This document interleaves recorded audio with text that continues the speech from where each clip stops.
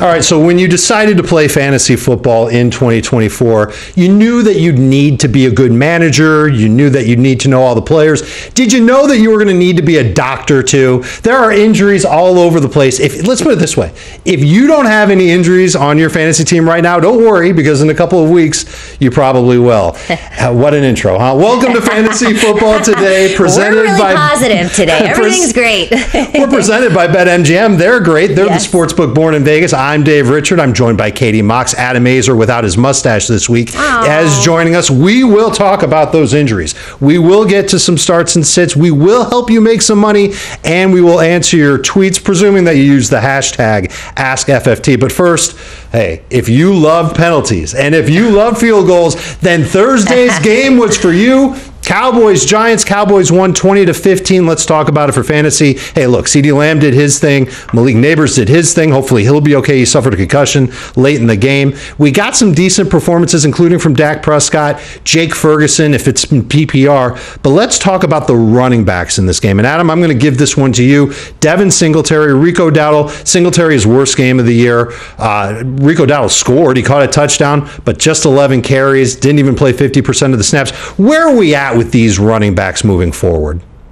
I think they're pretty similar in value. It's hard to know who I'd rather have rest of season, but I think I would take Rico Dowdle, and I think I just have optimism that Rico Dowdle is growing into a bigger role. It seems like his role is expanding each week. They didn't run a lot of plays. They didn't have the ball. They didn't have the ball for even 24 minutes in this game. And Ezekiel Elliott's role is decreasing each week. Hunter Lipke, unfortunately, is working in as the third down back. That's kind of a bummer. But you saw Dowdle make that play. I mean, he made a good play on that touchdown catch, and they won the game partially because of it. So I think they realize they have to give him the ball a little bit more. There's just so much upside for a Cowboys lead running back than there is for a Giants lead running back. As far as Singletary goes, yeah, he's a bye week replacement. He's an injury replacement. I started him in a league where I have Isaiah Pacheco. I'm not excited to start Devin Singletary, but don't judge him too harshly on his worst game. I think he's going to average about 12 to 14, 13, let's just say 13 PPR fantasy points, which is fine. He'll be a flex going forward. I think that that's probably the best way to look at them both, is that they're flex plays. I also think that they're more like bye week replacement RBs. I don't see either one of them as being impactful for fantasy matchups. Dallas is at Pittsburgh in week number 5. That's a really tough game to expect big numbers from Rico Dowdle from. And then for the Giants, they're at Seattle. So I think that maybe Devin Singletary could get up some decent numbers. We'll see what that Seattle defensive line looks like this week when they take on the Detroit Lions. They might get blown apart by David Montgomery and Jahmyr Gibbs. And as for Wan'Dale Robinson, kind of a PPR stud. He had all those catches in the game, but not a lot of yardage to go with it.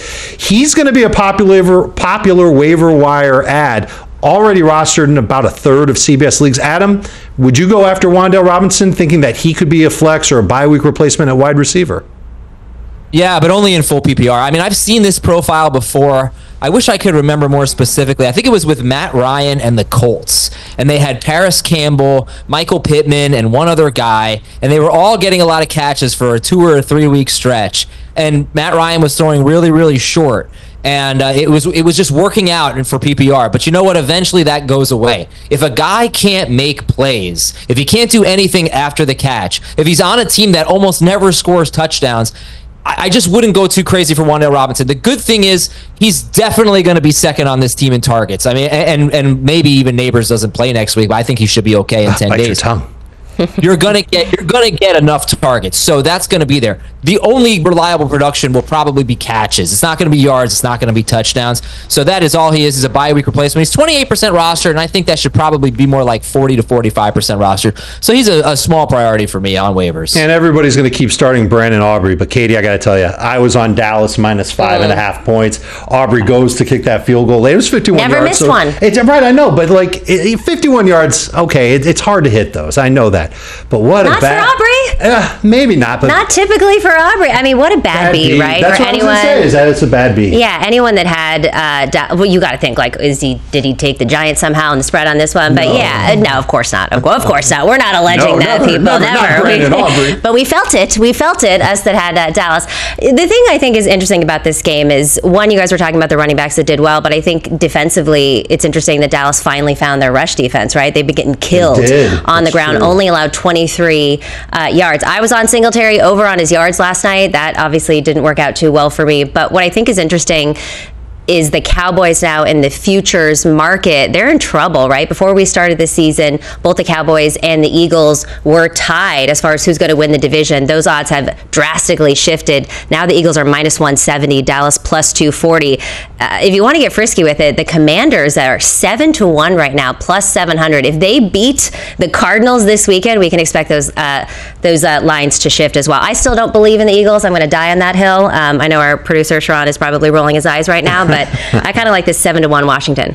I don't hate that one either. And just the next 3 games for Dallas, it's at Pittsburgh, then Detroit, and then they're on bye in week 7, and then at San Francisco. So not an easy stretch of games coming up for the Cowboys. I think you're onto something. Maybe they'll struggle. But that's a wrap on the Thursday game between the Cowboys and the Giants. All right. Now let's get to it. The injuries. We're on overload for injuries in week number 4. There is a lot to go through. We're going to get through it as fast as we can. You'll find the latest injury information on CBSSports.com through Friday and the weekend, all the way leading up to kickoff. So the information we're telling you now, it's up to date, but it's subject to change. You're going to want to keep track of it, especially if you care about your fantasy teams in week number 4. Let's start with the quarterbacks. This is the easy one. Justin Herbert with an ankle injury. He's been limited in practice. Jordan Love limited with a knee injury. These are not players that I would feel super comfortable starting in week 4. Love's got the Vikings. That's not going to be an easy matchup for him coming back from his injury. Let's move on to the running backs. A lot to go through here. We already know Austin Eckler is out. He had a concussion. Will not make the team plane to Arizona. He's not going to be there when they play the Arizona Cardinals. It should be a big game for Brian Robinson Jr. You see Jerome Ford on this list, Bucky Irving on this list. They're expected to play. Alvin Kamara, limited in practice on Thursday. He should be good to go. Joe Mixon is on this list. He didn't practice on Thursday. He did on Friday. There is a chance Joe Mixon will be the lead back for the Texans against the Jacksonville Jaguars. Raheem Mostert, limited. Bijan Robinson, limited. I wouldn't worry about him. But the last name, Kenneth Walker III with the oblique. We saw him miss week 2 and week 3. Zach Charbonnet played really well in his stead. Walker could be back for his matchup against the Lions. That's a Monday night game. You need to plan ahead and make sure that you've got a contingency plan, assuming that Walker is questionable, or better yet, not on the injury report for that game. We'll know more about his injury on Saturday. I'm going to take a deep breath. Here we go. Wide receivers. And there, if you thought there was a lot with the running backs, wait till you see this with the wide receivers. There is a ton. Devontae Adams at the top of the list, limited with a hamstring injury. That popped up on the injury report on Thursday, as did Nico Collins with the same exact thing. We will see what they do on Friday. Mike Evans, Chris Godwin, they're limited with knee and neck injuries respectively. I think they'll be okay. I would expect them to play, as well as Marvin Harrison Jr. with the quad. Deebo Samuel showed up to practice on Thursday, Katie. That's good news for your 49ers. He's limited. Hopefully he plays. If he does, that is bad news for Jawan Jennings, who a lot of people picked up, and they're not on the screen anymore, but we saw Keenan Allen and Rome Odunze on the list. Keenan Allen limited. He could be back. Keep tabs on that Bears receiving core. More wide receivers. I don't think we're going to have the Eagles studs. A.J. Brown or Devontae Smith. They're not expected to play against Tampa Bay. Who will Jalen Hurts throw to? Well, there's Dallas Goedert, and there's Dallas Goedert and maybe a little bit of Jahan Dotson and Dallas Goedert. We know that Tank Dell is not expected to play. He did not practice Wednesday or Thursday, and Deontay Johnson is expected to play. He didn't practice on Thursday because of field conditions there. They say it's a groin issue, but I would expect Deontay Johnson, now that he's got a great quarterback in Andy Dalton, to be ready to go. Top 15 type of fantasy receiver in full PPR going up against the Cincinnati Bengals. Last but not least, tight ends. Evan Ingram, doubtful with a hamstring injury. We know that Trey McBride has already been ruled out, as has David Njoku. You're going to need to find a replacement. Sit tight. It's coming. Taysom Hill, full practice. He should be good to go. Sam Laporta, he's in the same boat as Kenneth Walker. We'll see what his status is on Saturday for that Monday night game against the Seahawks. If he's out, we've got a name for you to go and use as a replacement off the waiver wire. And of course, George Kittle, limited with a hamstring. He's practiced for a couple days. He would also hurt the upside of Jawan Jennings if he's back playing for the 49ers against the Patriots. Some tight ends that you could stream, because there are guys that are out. You're going to need them. Oh, good. We have my tweet up. Seems like a good time to list some tight ends you can stream in week 4. This is how I have them ranked. Tyler Conklin, Dalton Schultz, Brock Wright, Brenton Strange, Taysom Hill, Noah Fant. Listen, I don't care how deep your league is. A couple of these guys will be on the waiver wire, and you can pick them up. Wright makes a ton of sense to put on your bench if you've got Sam Laporta, or if you can put Kenneth Walker III in your flex spot, you could use Wright, assuming that Laporta's out, as your flex in case Kenneth Walker isn't available. I told you that there were a lot of injuries. Isn't fantasy football fun? It's super, right? So thank you for letting me go through that. Don't be afraid to rewind on your screen to go back and see them. And of course, like I said earlier, CBSSports.com is the place that will have your updated information on injuries. Enough of the injuries. You've got lineups that need help. We will help you do that when we come back from break. Quarterbacks and running backs start and sit here on FFT.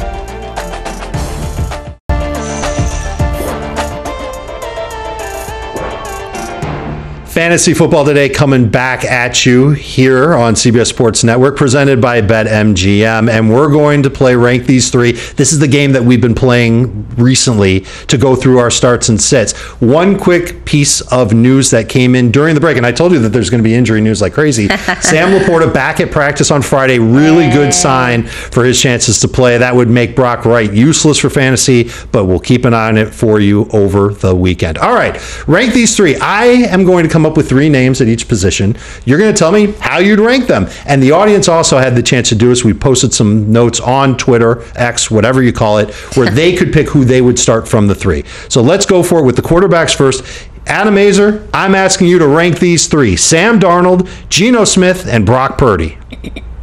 Yeah, I love the way Purdy played last week. He was incredible, and it looks like they're getting a little healthier with Kittle probably coming back and Debo maybe, but I'm going to go Purdy 1, Geno Smith 2 against a great run defense, maybe a high-scoring game, thinking that he might have to throw a lot. And Sam Darnold, no disrespect to Sam Darnold, he is playing really well, and I think he's a worthwhile streamer, but he's going to be 3rd. These are all top 15 quarterbacks for me. Darnold's 3rd for me as well, but I'll take the upside of Geno Smith against the Lions. And I look at that Lions defense. Against the run, they're great. That's going to be a problem for Seattle. But against the pass, they've let up so many numbers, and I think that Geno Smith could be next in line. And I always look at, cover your ears, Katie, I always look at Brock Purdy as someone who's safe, usually good for around 22 fantasy points. Last week, he was awesome, but weeks before he was under there.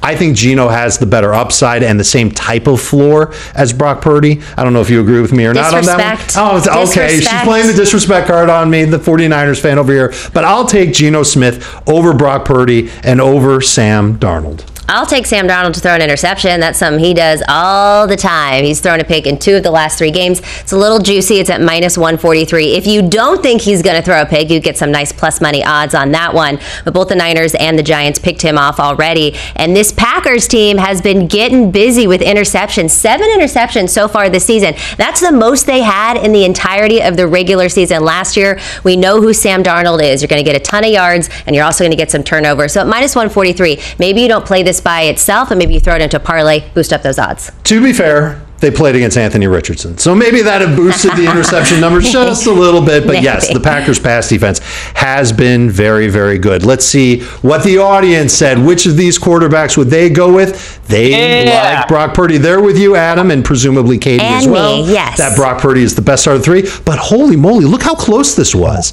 35% for Purdy, 33.5% for Darnold. Geno's 3rd. Oh, but very close between those 3 on the poll. By the way, I do want to say I would start all 3 of these quarterbacks over Anthony Richardson. I am just nervous about Richardson, the way he's looked the last 2 weeks, and now he's taking on the Steelers, one of the best pass rushes in the league, a great secondary too. They have been awesome against quarterbacks this year. This is a good week to get away from Anthony Richardson. Let's move on to some running backs that we are going to rank. Najee Harris, Carson Steele, and Ramondre Stevenson. Adam, you see these 3 running backs on the screen. Harris against the Colts, Steele against the Chargers, Stevenson against the 49ers. Rank them. Yeah, that's exactly how I rank them. Najee Harris with Jalen Warren out. I don't know if that's official yet, but assuming he is out, I think he's going to get some more catches and a good chance to eventually he's going to score, right? He's got a lot of carries, and then I'll go Carson Steele second. Now, I would put Stevenson over Steele because Steele is so uninvolved in the passing game. I think that's going to be the case going forward. And then you have this Kareem Hunt situation here, but I am worried about Stevenson. I'm worried about them getting just absolutely crushed. Basically exactly what happened last week. I think that possibility is there. I always get nervous about underdogs, on a bad team against a really good team. So that's why Stevenson's last for me. You've been talking about that for a while, and that's stuck in my brain, that underdogs, especially on the road, especially against a team like the Niners that had a tough loss last week, they're going to bounce back, and it could be Stevenson. I hope so. With a minimal workload. I'm going to take Stevenson in PPR over Carson Steele. But in half non-PPR, give me Steele. And I think that Kareem Hunt is absolutely worth stashing. 2 weeks from now, 3 weeks from now, we could be talking about Kareem Hunt as the best running back in Kansas City. I know it sounds silly. He's 29 years old. He looked terrible last year. He's been inefficient for years. But I think he might actually do that. And Carson Steele, now he's got the opportunity. But a couple weeks from now, I'm not sure that Steele will do that. Which is why I like Steele for an anytime touchdown at plus 125. Now, this is mostly a value play because he did better than I think we thought he was going to last week. 61% of carries, 100% inside the 5 as well. This is more of a value play because if Pacheco were in this game, obviously the Chiefs are heavy favorites here, 7.5. It's a run game script here. You would see a lot less odds, a lot tighter odds. So plus 125. I like Carson Steele to find pay dirt. Another running back rather that we just talked about, Najee Harris. Yeah. His odds to score a touchdown are plus 125. Do you like that one? I like that as well. The Colts have been getting up a ton of yards on the ground. Only one rushing touchdown, but if it's not Najee, then I don't know who it is for this team. Well, it would be Cordell Patterson, and that would break our hearts. No. Najee was this close to scoring late last week, and it was inside of 2 minutes. All the Steelers had to do was take a knee. They won the game. Otherwise, Najee might have scored last week. You don't want to hear that if you started Najee Harris on your fantasy team and lost. All right, we're going to rank these three more running backs to go after. Zach Moss is one of them. Tony Pollard is one of them. And Brian Robinson Jr. is another. Adam Aizer, we're going to see Moss go up against the Panthers, Pollard against the Dolphins. Robinson without Austin Eckler at Arizona. Rank them. Yeah, by the way, Najee Harris overwhelmingly won the Twitter poll, so I'm just 2 for 2 there. But I go Tony Pollard. Tony Pollard 1, Brian Robinson 2, an increase in the passing game, and Zach Moss 3. I like all these guys, but I'm going to go Pollard 1, Robinson 2, Moss 3. I like Robinson the best of the bunch. I think he's going to get the most work. I love the matchup for Tony Pollard. I've made my case to Jamie Eisenberg to make him the start of the week. He went with Chuba Hubbard and said, I'll start Chuba Hubbard ahead of all 3 of these guys, but Robinson 1 for me, Tony Pollard number 2, and then Zach Moss is 3rd, but they're all in that top 20 range among running backs. In fact, I like these running backs better than the first 3 running backs that we talked about. Katie, what do you see with Tony Pollard this week? You think he could have a good game? Yeah, I like him over his rushing prop, which is at 50.5. Coming off a poor showing last week, but he has gone over this in 2 of the last 3 games, and it's a good matchup for him. The Dolphins have been very, very soft against the run, giving up over 100 yards per game, so good one for Tony. Let's take a look at the Twitter poll results for this rank these 3. These start sits. Oh, yeah. Boo. Another overwhelming one for B-Rob at Arizona. How about our audience kind of ignoring the inefficient game that he had last week, buying into the matchup? What I'm surprised by is that Tony Pollard is 3rd and not even 20%, just under 20%. Pollard looks like the main running back for Tennessee, and this Dolphins run defense has been terrible for a very, very long time. Before we go to break, let's answer a question. This is from Tim on X. Should I flex Stevenson, T. Higgins, or Jawan Jennings in week number 4? This is a 10-team PPR league. I would take the chance on T. Higgins. I think that now that he's had a game under his belt for Cincinnati, I like the matchup against Carolina. I think he'll be better than Ramondre Stevenson. Adam, do you have a choice in this one? T. Higgins, baby. Let's do it. Fool me once, shame on you. Fool me twice.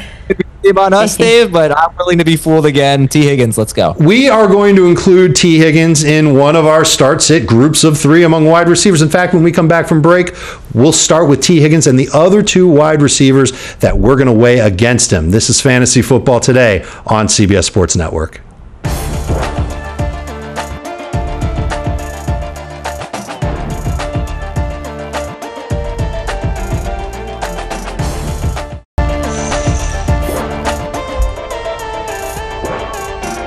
Fantasy Football Today back at you, presented by BetMGM, the sportsbook born in Vegas. We're going to talk all about wide receivers this segment. Start, sit, rank them, etc. And of course, injury news, because why wouldn't there be injury news? It's week 4, everybody's hurt. Deontay Johnson didn't practice on Thursday. Dave Canales, the coach of the Panthers, said he's optimistic that he's going to play on Sunday against Cincinnati. It's good news. You'll see him questionable on the injury report, but expect Deontay Johnson to play and play well against the Cincinnati Bengals. We are not going to rank him this week because we already rank him very high. But 3 wide receivers that we're not so sure about, I'm going to give to Adam Aizer right now. It's Garrett Wilson, T. Higgins, told you I was going to talk about T. Higgins, and Terry McLaurin. Wilson going up against Denver. T. Higgins at Carolina, Terry McLaurin at Arizona. Adam Aizer, rank these 3. Higgins was 1 for me easily, and then I kept typing and deleting, and then I finally settled on Terry McLaurin 2 and Garrett Wilson 3. DK Metcalf had 29 yards. George Pickens had 29 yards. Mike Evans had 17 yards against the Denver Broncos. So this could be a really bad week for Garrett Wilson, so he's last. He's not first for me. He's second, though. I'm still a little bit nervous about T. Higgins and how well he'll do. He's literally back-to-back in my rankings with Garrett Wilson, and I know what Garrett Wilson's capable of. I think he can line up in the slot and maybe get away from Patrick Surtain. That's really the worry here. It's not about anything that Garrett Wilson's doing or anything that Aaron Rodgers is doing, although those two really weren't on the same page last week. I'm hoping that they start to connect a little bit more for more explosive plays. But Terry McLaurin, I'm not scared of Scary Terry. I think he looked great late last week. I think Jane Daniels looked good both in week 1 and week 3, and now he's going to Arizona. I think that Terry McLaurin can have just as good of a game against the Cardinals as he did last week against Cincinnati. So McLaurin is first for me, Garrett Wilson second, T. Higgins third. Katie, where do you come out on Terry McLaurin? Give me all of the Cliff Kingsbury revenge game, right? We're not even talking about this one. Like, he's going to be dialed up in this one. So I'm on Scary Terry as well. Over his receiving yards, it's at 57 and a half. And like you just said, he had a huge breakout game in the last one, 6 targets, 100 yards, and a touchdown. Arizona has like a middling pass defense, no true corner, I think, that's going to be able to guard him. So give me all of the Cliff Kingsbury Scary Terry props. I really want to see where the audience comes out on this, because we've got a stud receiver that was drafted early, another receiver that was drafted with potential and promise in T. Higgins, and then another one later on in McLaurin, and Higgins really just now coming back, but a tough matchup for Wilson. A lot of factors in play. Let's see what you guys said on X. Who's the winner? It's McLaurin by a mile. Whoop, whoop. And look how close it is between Garrett Wilson and T. Higgins. So they're literally back-to-back in my rankings, and they might as well be back-to-back in these poll results. But Terry McLaurin, the one that fantasy managers would trust the most of these 3. Let's move on to the next 3 wide receivers. I see Jawan Jennings is on this list. George Pickens is on this list. And Jalen Waddle, we know that he's got a quarterback issue. This probably seems like an easier one than it should be, but I know that people are excited about Jawan Jennings, and maybe people should be excited about Jalen Waddle. We can talk about that. But Adam Aizer, when you see these 3 receivers, I'm assuming you've got Pickens first. Oh, Dave, you know me too well. Pickens by a mile. And I'm going to still go with Jawan Jennings. Now, if Deebo Samuel plays, then I would put Jennings third for sure. But if Deebo's out, or one of Deebo or Kittle is out, I would say I'd put, no, it has to be Deebo, sorry. Jennings say, Deebo plays, Jennings is third. Deebo's out, Jennings second. Jalen Waddle, I mean, I have now a 4-game sample size without Tua, with a bad quarterback where he is just awful, just not startable. So he's third for me, Waddle. Could I make the case, and I'm not going to make the case because I've got Pickens ranked at the top, but could you make the case that the Steelers will be able to run the ball so effectively against Indianapolis, and they already want to run the ball so much, that George Pickens won't need to do a lot? He might have a couple of big splash plays, but will he have a monster game? I don't know if he's capable of having a monster game, but I do think he's better than Jalen Waddle and Jawan Jennings. I am expecting at least Kittle to play, and if Kittle plays, I think that's going to hurt Jawan Jennings. But I will tell you this, you already know this, in 7 career games, Jawan Jennings, anytime he's had at least 6 targets, he's had at least 10 PPR points. So that's a nice safe floor. If there is no Deebo Samuel, I think Jawan Jennings is a great flex, but I think Waddle has more upside, and I kind of don't mind if it's Tyler Huntley under center for the Dolphins. He's not a great quarterback, but he's better than Skylar Thompson. He's better than Tim Boyle. He's going to be someone that can at least get the football to Tyreek Hill and Jalen Waddle. That was a problem last week, and we know that Waddle has a lot of upside. So Pickens, Waddle, Jennings is the direction I'm probably going to go in. Obviously, if there's no Kittle and no Debo, then Juwan Jennings might be at the top of this list. He could really be very, very good again. All right, George Pickens, what do you see from him in week number 4? I like him over on his prop yards as well. It's at 49.5. He's gone over this number in 2 of the last 3 games. The only game he didn't was against Patrick Surtain, which we know that's a really tough matchup for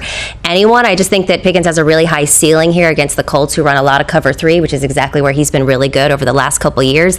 They've also been getting cooked by outside receivers. We saw Collins, Moore, and Odunze have their way with them. And like you said, Steelers are a run-first offense, so maybe the volume isn't there, but if they throw the ball, it's going to be to Pickens. Okay, you made a good point. And I do like Pickens better than Garrett Wilson and better than T. Higgins. We talked about Wilson and Higgins just seconds ago. Let's see. I'm assuming that the poll results are going to have George Pickens as an overwhelming favorite.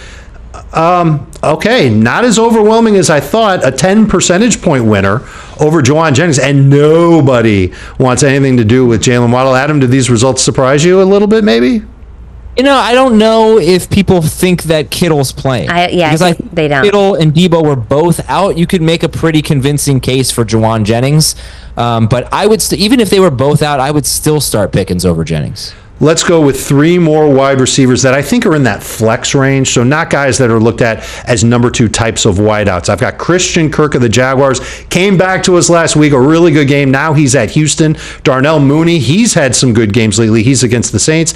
And Jaden Reed against Minnesota. And again, some incomplete information. We can't say for sure that Jordan Love is going to be the quarterback for Green Bay. He's trending in that direction, but Jaden Reed is on the list. So we've got Christian Kirk, Darnell Mooney, Jaden Reed, Adam Aizer, rank them. So not going to have Evan Ingram this week, so going right back to Christian Kirk to lead the team in receiving and be number 1 on this list, followed by Mooney, followed by Reed. If we get Jordan Love, Reed goes to the top of the list, and it would be Reed, Kirk, Mooney, but right now it's Kirk, Mooney, Reed.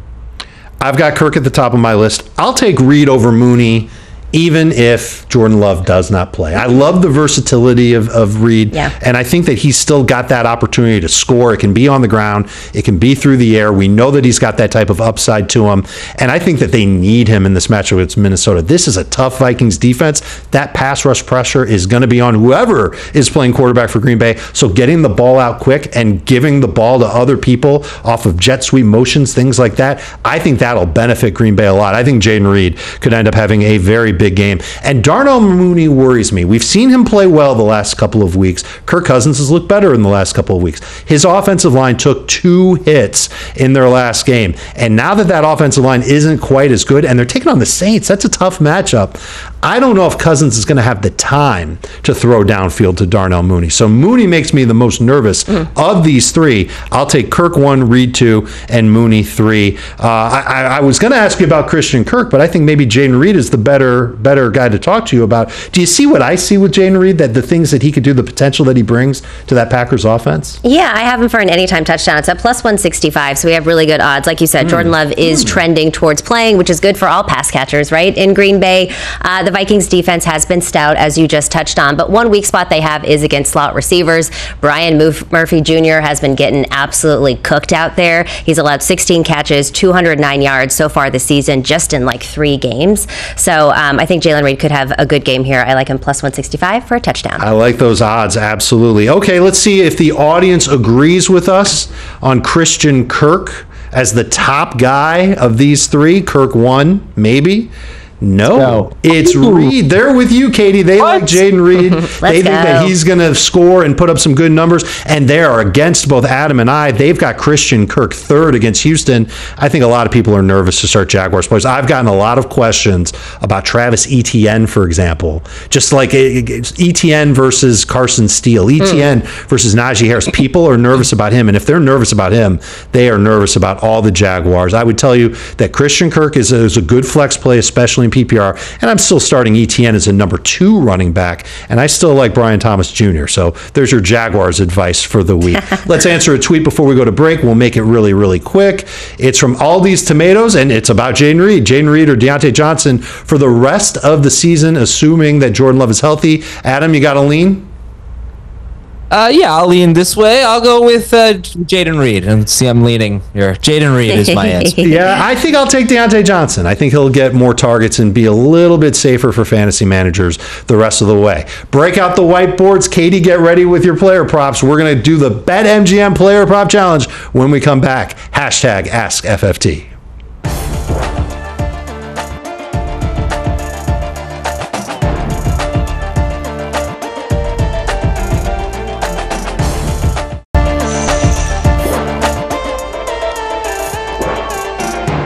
Welcome back, everyone, to FFT. It's time now for the BetMGM Prop Challenge presented by BetMGM, the sportsbook born in Vegas. And here's how we did last week. Wasn't our best week. Let's get this off Dave. the screen. Let's get this totally out of the way. Yeah, let's just move on to where we stand to date, which I think is like a little bit more positive here. 9-6, Mox. All right, Dave 8-7, Jamie 5-5, and Aizer 2-3. Aizer's picture taken when he was in high school. Yeah, Jamie and Aizer haven't had as much of a runway as we have, but Mox is still winning everything. All right, yeah, but we need to bounce back. All of us being 2-3, it's the first time this year where at least one of us, or actually two of us, I think, weren't over 500. I know. Well, we got to get back in the win column, obviously, this week. Okay, so the premise of the game, if you're new here, I will give them a prop, and they have to guess what the line is, and then we talk about it. All right, so Kyler Murray pass yards. How many passing yards do you think that Kyler Murray will have this week in the Cliff Kingsbury revenge game? How many do I think he'll have, or how many do I think the line is? How many do you think he'll have? That's what I thought it was. I'm going with a big number because I think this is going to be a shootout between the two teams. Okay, you both went over, and we all agree. His line is 230.5, a lot lower than this one. He's only gone over this one time so far this year. He averages just underneath this number. However, against the Commanders and that pass defense, everything should open up for Kyler. It's been brutal. You saw it on Monday against the Bengals. The pass rush doesn't get to the quarterback. The secondary isn't very good. And Kyler Murray's at home. This should be a high-scoring game. This is a game where you're going to want pieces of the matchup in for your fantasy lineup. So obviously Kyler Murray, top 3 type of fantasy quarterback for me. Marvin Harrison's a must-start. James Conner's a must-start. There is no Trey McBride. Michael Wilson is an interesting sleeper at wide receiver. I think he's a slam dunk